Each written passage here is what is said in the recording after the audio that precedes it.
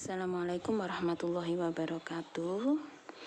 Kita melanjutkan ke pembelajaran yang keempat, bukunya halaman 141. Disiapkan pensilnya, anak-anak siap menulis ya. Anak-anak jangan lupa berdoa mulai. Sekarang kita mulai ya. Bismillahirrahmanirrahim. Dengarkan cerita gurumu tentang cara menjaga keselamatan di kolam renang. Ya, di kolam renang itu ada upaya yang kita lakukan untuk menjaga keselamatan. Di antaranya adalah seperti ini. Menggunakan pelampung, pemanasan dulu, berlatih di yang dangkal-dangkal dulu, tidak berenang sendirian ya. Seperti yang kemarin nanti diterangkan sama Pak Guru Wildan. Sekarang ayo membaca. Setelah berenang, Dayu meminjam telepon kantor kolam renang untuk menelepon ibu. Dayu minta izin kepada ibu untuk mengerjakan tugas kelompok di rumah Siti. Dayu bersyukur ada alat bantu yang memudahkan dalam berkomunikasi. Dengan telepon, Dayu dapat langsung berbicara dan mendengarkan suara ibu. Jadi dengan telepon itu anak-anak bisa langsung mendengarkan suara orang yang kita telepon. Berbeda dengan surat ya. Kalau surat kita harus menunggu beberapa lama supaya kita mendapatkan balasannya, tapi kalau dengan telepon kita bisa langsung berbicara dengan orang yang kita telepon. Bacalah teks berikut. Alat komunikasi tulisan. Sejak zaman dahulu, komunikasi secara tertulis sudah dilakukan. Ada surat yang ditulis pada daun lontar. Yang pertama, itu ditulis di daun lontar. Selanjutnya, ditulis pada selembar kertas. Yang kedua, setelah daun lontar sudah ada kertas, jadi ditulis di selembar kertas, kemudian dimasukkan ke amplop. Surat akan dikirim oleh petugas pos dalam waktu tertentu. Waktu penyampaian surat tergantung pada jarak tujuan dan biaya pengiriman. Biasanya sekitar 3 hari sampai 1 minggu. Seperti kalau sekarang ini kita kirim ke pengiriman barang itu ya, itu tergantung dari jauhnya tujuannya dan biaya pengirimannya. Pada abad ke-21 seperti sekarang ini ya, abad 21 sudah dikenal surat elektronik atau surel. Surel itu artinya surat elektronik. Surel dikirim melalui jaringan internet dengan alat bantu komputer. Melalui surel, pesan dapat diterima di tempat tujuan sesaat setelah dikirim. Tentu saja hal tersebut sangat membantu. Kini surel bukan lagi satunya alat komunikasi yang cepat. Melalui telepon seluler, kita dapat berkirim pesan menggunakan aplikasi pesan singkat atau SMS. Bahkan saat ini kita dapat saling berkirim data penting melalui ponsel dengan berbagai pilihan aplikasi. Kalau saat ini anak-anak sudah banyak yang punya ya macam-macam aplikasi. Ada WA, ada IG, ada Facebook, Messenger dan lain-lain. Ayo menulis lingkari produk yang dihasilkan oleh teknologi komunikasi ya, bukan yang dulu tetapi yang sudah mengalami perkembangan. Surel benar, daun lontar salah, SMS iya, surat bukan, ponsel iya, amplop bukan, komputer boleh, internet boleh, buku bukan. Jadi hasil teknologi komunikasi itu diantaranya surel, SMS, ponsel, komputer, dan internet. Kita kebaliknya sekarang. Temukan kalimat utama dari tiap paragraf. Mengulang lagi, kalimat utama bisa kita temukan di awal paragraf. Paragraf 1, sejak zaman dahulu, komunikasi secara tulis sudah mulai dilakukan. Paragraf 2, selanjutnya surat ditulis pada selembar kertas. Paragraf 3, pada abad 21 mulai dikenal surat elektronik atau surel. Paragraf keempat, kini surel bukan lagi satu-satunya alat komunikasi yang cepat.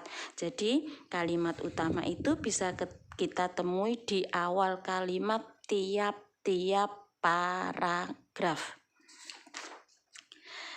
Sekarang ayo berdiskusi. Setelah mendapatkan izin, Dayu dan teman segera menuju ke rumah Siti. Siti mencari informasi di internet. Dayu akan mencari informasi di buku majalah. Lani menelpon pamannya yang bekerja di perusahaan telekomunikasi. Udin membantu meringkas hasil informasi Edo. Edo akan menuliskannya pada sebuah buku. Benny bertugas membuat gambar dan hiasan. Dayu dan teman-temannya memiliki keterampilan yang berbeda. Setiap anak itu memiliki keterampilan yang berbeda. Ada yang pandai dalam menari, ada yang pandai dalam berhitung, ada yang pandai dalam bernyanyi, ada yang pintar melukis. Semua anak itu memiliki memiliki keterampilan yang berbeda. Buatlah kelompok, tuliskan kemampuan khusus. Contoh Bu Guru ya, Dayu pandai matematika, Edo hebat bermain bola, Hana pandai melukis, Siti pandai mahir dalam menari, Wati tak bagus sekali dalam bernyanyi. Anak-anak tulis ya, ini contohnya kemampuan khusus yang dimiliki oleh teman-teman. Kalian juga masih ingat ya, temannya si A pintarnya bidang apa, temannya si B dia pintar apa, itu pasti ingat. Ayo berdiskusi sekarang. Kemampuan dan keterampilan setiap orang berbeda, namun perbedaan tidak menghalangi kita untuk bekerja sama. Bekerja sama itu adalah pekerjaan yang kita lakukan secara bersama-sama. Adanya perbedaan, kita tetap saling membantu. Selain itu, kita saling melengkapi. Hal tersebut dinamakan kolaborasi. Kolaborasi itu artinya perbuatan bekerja sama. Di garis bawah ya anak ya, kerjasama itu merupakan pengamalan sila yang keempat yang berbunyi kerakyatan yang dipimpin oleh hikmat kebijaksanaan dalam permusyawaratan perwakilan. Apakah kemampuan setiap orang itu sama? Tidak. Ya, setiap orang memiliki kemampuan yang berbeda. Bagaimana sikap kita? Sikap kita yang harus kita lakukan adalah saling menghargai untuk menjaga kerukunan. Kalau kita tidak bisa menghargai kemampuan orang lain, maka yang terjadi adalah pertengkaran. Makanya kita harus menghargai. Sekarang kita ke baliknya. Pelajaran yang kelima. Hari ini Benny kedatangan tamu ya. Ini adalah ada surat dari Bang Andi. Kita baca bersama-sama ya nak ya. Anak-anak juga membaca. Hai Paman, apa kabar? Sudah lama ya kita tidak bertemu. Melalui surat ini aku ingin memberi kabar bahwa pada tanggal 17 Agustus nanti aku akan pulang ke Indonesia. Aku tak sabar ingin bertemu keluarga di sana. Aku rindu suasana di Indonesia. Aku bersyukur kini teknologi semakin maju. Manfaatnya banyak sekali. Walaupun aku berada di Jepang, aku tetap bisa berkomunikasi dengan keluarga di Indonesia. Banyak cara yang aku gunakan untuk berkomunikasi. Kadang aku mengirim pesan singkat melalui ponsel. Jika ingin mendengar suara ibu atau ayah, aku menelpon mereka. Jika rindu ingin melihat kegiatan mereka secara langsung, aku menggunakan panggilan video. Kini jarak tak jadi masalah untuk melakukan komunikasi. Demikian informasi dariku. Sampaikan salamku untuk Bibi dan Benny. Katakan pada Benny kalau aku akan datang dan mengajaknya bermain. Terima kasih Paman. Sampai jumpa. Nah, ini adalah surat yang disampaikan kepada Paman Benny, ya, dari pamannya yang ada di Jepang. Setelah membaca surat dari Bang Andi, dapatkah kamu temukan manfaat dari perkembangan teknologi? Nah, dari surat itu, perkembangan teknologi memiliki manfaat. Ini ya sudah Bu Guru garis bawahi ya. Bisa mengirim pesan singkat melalui ponsel ya. Bisa dapat berkomunikasi melalui pesan singkat. Yang kedua, jika ingin mendengar suara bisa menelpon ya. Jika ingin mendengar suara dapat berkomunikasi dengan telepon. Yang ketiga dapat melakukan video call atau panggilan video supaya kita tahu secara langsung keadaan orang yang kita telepon ya. Pokok informasi adalah permasalahan utama yang terdapat dalam sebuah teks. Kita lagi-lagi itu ya, tuliskan informasi yang kita peroleh dari surat tersebut, bahwa satu, banyak cara yang digunakan untuk berkomunikasi. Komunikasi bisa melalui pesan singkat, telepon, maupun video call. Teknologi komunikasi semakin maju, bisa. Kini jarak tidak lagi menjadi masalah untuk melakukan komunikasi. Ini adalah informasi dari keempat paragraf. Ayo mengamati. Akhirnya Benny bertemu dengan Bang Andi. Rupanya Bang Andi datang bersama temannya dari Jepang. Namanya adalah Aito. Aito ingin mengenal macam-macam budaya di Indonesia. Bang Andi mengajak Benny menemani Aito. Mereka mengunjungi pameran ya. Setiap lokasi pameran ditandai dengan garis hijau pada kelilingnya. Garis hijau menunjukkan keliling lokasi pameran. Panggung pameran terletak di atas lantai keramik berbentuk persegi. Kotak persegi dapat membantu menghitung keliling suatu bangun.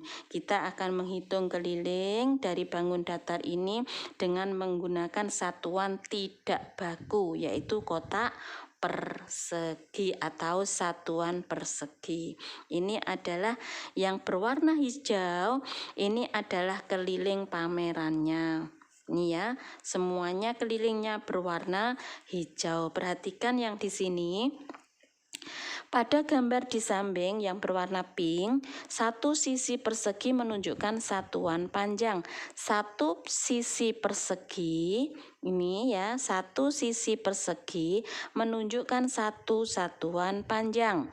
Keliling bidang berwarna merah muda adalah 12 satuan panjang. Coba kita hitung, anak-anak, cara menghitung yang paling mudah supaya tidak salah, kita memberi tanda seperti ini. Kita hitung ya dari atas. 1, 2, 3, ini sisi perseginya. 4, 5, 6, 7, 8, 9, 10, 11, 12, persis ya. Ada 12 satuan persegi. Jadi keliling bangun yang berwarna merah muda ini adalah 12 satuan panjang. Ya, sekarang tugas satunya anak-anak, ayo berlatih. Anak-anak hitung caranya seperti Bu Guru tadi ya. Kalau ini contohnya juga sama, ini juga sama, 1, 2, 3 ya. Diberi garis supaya tidak ada yang kelewatan. Dikerjakan di buku paketnya sampai halaman 156. Tugas 1. Sekarang ayo mengamati, di sini ada keragam budaya. Kebudayaan Indonesia itu bermacam-macam ya nak ya. Budaya itu bisa saja pakaian adat, senjata, kebiasaan, atau apa ya, tradisi bisa juga ya, tradisi ya, yang merupakan ciri khas suatu daerah. Kita baca, Indonesia adalah negara yang kaya. Indonesia memiliki 17.000 pulau. Indonesia terdiri berbagai suku bangsa yang memiliki adat dan kebiasaan berbeda. Indonesia memiliki dasar negara yaitu Pancasila. Sila ketiga menjadi landasan agar kita hidup rukun. Semboyan bangsa kita adalah Bhinneka Tunggal Ika, artinya berbeda-beda namun tetap satu. Semboyan kita itu bisa kita temukan di lambang negara, yaitu burung Garuda. Jadi kalau sila itu ya adalah 5 itu, kalau lambang itu burung Garuda, kalau semboyan itu Bhinneka Tunggal Ika ya. Kalau dasar negara kita Pancasila, isinya adalah 5 sila, semboyannya adalah Bhinneka Tunggal Ika, lambang negara adalah Garuda, Pancasila burung Garuda. Paham ya nak ya? Ya, jadi dibedakan. Dasar negara itu Pancasila. Pancasila itu berisi 5 sila. Semboyan itu Bhinneka Tunggal Ika. Kalau lambang negara adalah burung Garuda. Nah, sekarang carilah informasi. Tuliskan hasilnya pada tabel berikut. Ini tugas 2 ya. Nama, anak-anak bisa mengisi dengan nama teman-temannya sesuka hati ya. Suku bangsa, Bu Guru pastikan Bu Guru tentukan saja supaya nanti gampang Bu Guru ngoreksinya.